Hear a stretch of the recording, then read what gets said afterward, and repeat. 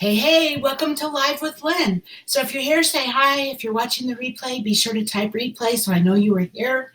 I'm Lynn Huber, and I appreciate you being here today. So today we're going to talk about change, about learning to accept change. So, change happens all the time, right? In fact, changes are happening right now, right at this very moment. Things happen all the time. We lose our job. We get promoted. We have a baby. We get a flat tire. That just happened to me. Um, our job makes changes in the way things are done or in the way they manage things. The company we partner with makes changes in the way that they do business. And yes, that affects us. People come into our lives. People leave our lives. Prices go up. We get older. Something that's always worked for us before now doesn't work for us, in our jobs, in our business, in our lives.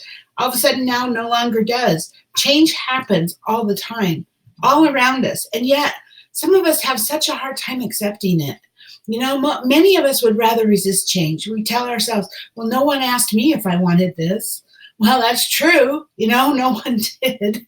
It just is what it is. But it stresses us out to think about changing. But resisting change is the most common cause of stress in our lives. So why is change so hard for some people to accept, or for most of us actually to accept? Is it because change represents the unknown, which makes it scary and unpredictable? Is it because our brains like things just the way they are and they reject the status quo? Is it that change could reveal things about ourselves that we're not ready to face? Ow. So, or is it just that change means our lives will need to adjust and shift, and often that's inconvenient, right? Yeah, I believe all of these are true. One form or another, at one time or another, all of these are true. Change is hard to accept for these and probably a zillion other reasons. But it's not impossible to learn to accept change. And once you do, you might find that embracing instead of rejecting a change in your life could help you in more ways than you could possibly imagine. So let's look at some effective ways to accept change. So the first one, hi Karen, good to see you. So the first one, acknowledge your feelings about change. Ignoring how you feel about change isn't going to make the emotions disappear, and it's not going to help you deal with what's happening in your life either. So learn to identify what you're feeling, and especially the source of the emotions. So if you're fearful, what is it that's making you afraid, right? If you're angry, what is it? What about this change is making you angry? What's causing that feeling? If you're struggling with the change of a significant loss, it's essential to acknowledge how this unwanted change influences your life. Because the loss is horrible in some cases. The loss is horrible, but sometimes what's really hard is because of this loss, obviously something has to change, and it's really important to understand what this change is and how it affects us, because then we can deal with it, right? So embrace how you're feeling and express your emotions to yourself. Understand that, really, really get down and get clear about what it is you're feeling and what emotions you're feeling. Express them to yourself out loud if you need to, or you can even express them with others if you choose, just talking to people. And once you've processed your feelings, you're ready to move on and get down to work of confronting what it is that's different in your life. So number 2, keep change in perspective. When something happens to change your life, it can make you feel like you're losing control. And I think that's probably the biggest reason why change is such a big deal to most of us. It can suddenly feel like everything is different, which is overwhelming. So first, start asking yourself how much of this change is under our control, right?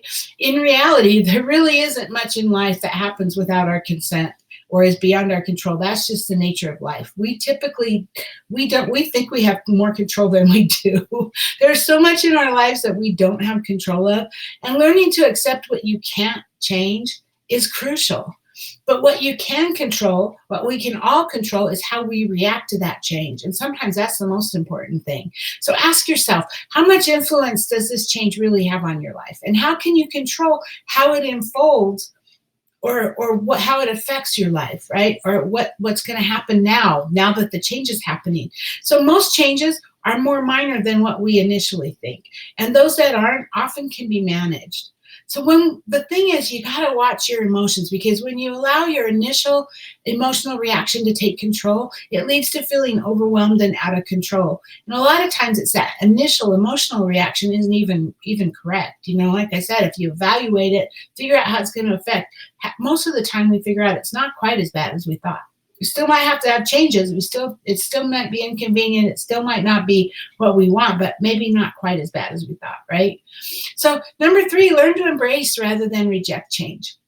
So learning to become comfortable with the unknown, new things and people, and learning something new can all help us be better. It can help us develop a better mindset about change.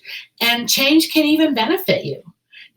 Change gives you a chance to try new things, explore new possibilities, and grow as a person, meet new people, and expand your comfort zone. So instead of rejecting change, why not consider all the ways that this new reality can improve your life and lead to new opportunities for you in the future? Manage your stress and take care of yourself, especially when you're going through a time of difficult change. Even when you have a positive attitude and a growth mindset about change, it's still stressful because you still have to deal with the new reality. You still have to how to cope and change along with the change, right?